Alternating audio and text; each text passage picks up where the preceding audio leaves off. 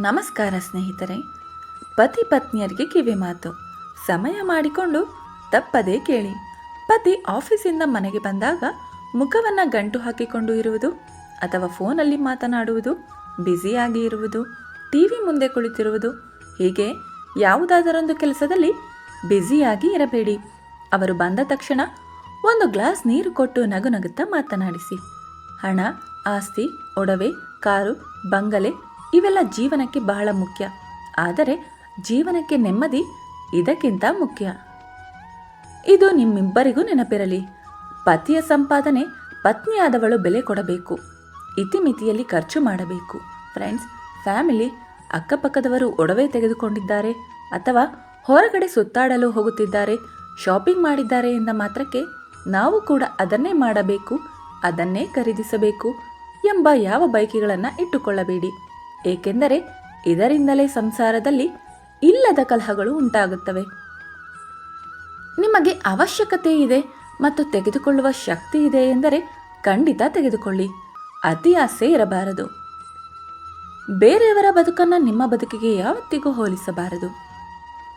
ಪತ್ನಿಯ ಮನೆಯವರ ಬಗ್ಗೆ ಪತಿ, ಪತಿಯ ಮನೆಯವರ ಬಗ್ಗೆ ಪತ್ನಿ ಚರ್ಚಿಸುವ ಅವಶ್ಯಕತೆ ಇಲ್ಲ. ಮಾತನಾಡಬೇಕಾದ ವಿಷಯದ ಬಗ್ಗೆ ಮಾತನಾಡಿ. ಹೀಯಾಳಿಸುವ ಅಥವಾ ವೈಯಕ್ತಿಕ ಮಾತುಗಳು ಬೇಡ. ಇಲ್ಲ ಸಲ್ಲದ ವಿಷಯದ ಬಗ್ಗೆ ಹೆಚ್ಚು ಚರ್ಚೆ ಮಾಡಬೇಡಿ. ಸಂಸಾರ ಎಂದ ಮೇಲೆ ಮನೆ, ಮಕ್ಕಳು, ವ್ಯವಹಾರ ಮತ್ತು ಆರೋಗ್ಯದ ಮಾತುಗಳೇ ತುಂಬ ಇರುತ್ತವೆ. ಇದರ ಹೊರತು ಬೇರೆಯವರ ಬಗ್ಗೆ ಇಲ್ಲ ಸಲ್ಲದ ಮಾತಿನ ಚರ್ಚೆ ಇಬ್ಬರಿಗೂ ಬೇಡ. ಅದರ ಅವಶ್ಯಕತೆಯೂ ಇಲ್ಲ. ಪತಿ ಪತ್ನಿಯ ನಡುವೆ ಜಗಳ ಬರಲು ಇದೇ ಮುಖ್ಯ ಕಾರಣ. ಒಬ್ಬರಿಗೊಬ್ಬರ ಮೇಲೆ ಪ್ರೀತಿ, ವಿಶ್ವಾಸ, ಗೌರವವಿರಲಿ. ಆದರೆ ಸಂಶಯ, ಚುಚ್ಚು ಮಾತುಗಳು, ಜಗಳ, ಮನಸ್ತಾಪ, ಅಪಮಾನಿಸುವ ಮಾತುಗಳು ಬೇಡ. ನೀವಿಬ್ಬರು ಜಾಬ್ ಮಾಡುತ್ತಿದ್ದೀರಿ ಎಂದರೆ ಇದು ನನ್ನ ದುಡ್ಡು, ಅದು ನಿನ್ನ ದುಡ್ಡು, ನನ್ನದು ನಿನ್ನದು ಎಂಬ ಮನೋಭಾವ ಇರಬಾರದು. ಗಂಡ ಹೆಂಡತಿ ಎಂದರೆ ಒಂದೇ ಎಂದರ್ಥ. ದುಡಿಮೆ ನಿನ್ನದು ನನ್ನದು ಎಂಬ ಮಾತು ಯಾಕೆ? ಇತ್ತೀಚೆಗೆ ಗಂಡ ಹೆಂಡತಿಯಲ್ಲಿ ಬಿರುಕು ಬರಲು ಇದು ಕೂಡ ಒಂದು ಮುಖ್ಯವಾದ ಕಾರಣ ಎನ್ನಬಹುದು. ಈ ಜಗತ್ತಿನಲ್ಲಿ ಅದೃಷ್ಟವಂತರು ಯಾರೆಂದರೆ ಕಷ್ಟಕಾಲದಲ್ಲೂ ಗಂಡನ ಪರಿಸ್ಥಿತಿಯನ್ನು ಅರ್ಥ ಮಾಡಿಕೊಳ್ಳುವ ಹೆಂಡತಿ ಮತ್ತು ಸಾವಿರಾರು ಸಮಸ್ಯೆಗಳು ಇದ್ದರೂ ಹೆಂಡತಿಯ ಮುಖದಲ್ಲಿ ಪುಟ್ಟ ನಗು ತರುವಂತಹ ಗಂಡ ಮಾತ್ರ.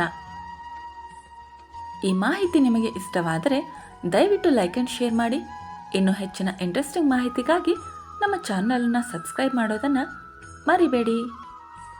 ಕೇಳಿದ್ದಕ್ಕಾಗಿ ಧನ್ಯವಾದಗಳು.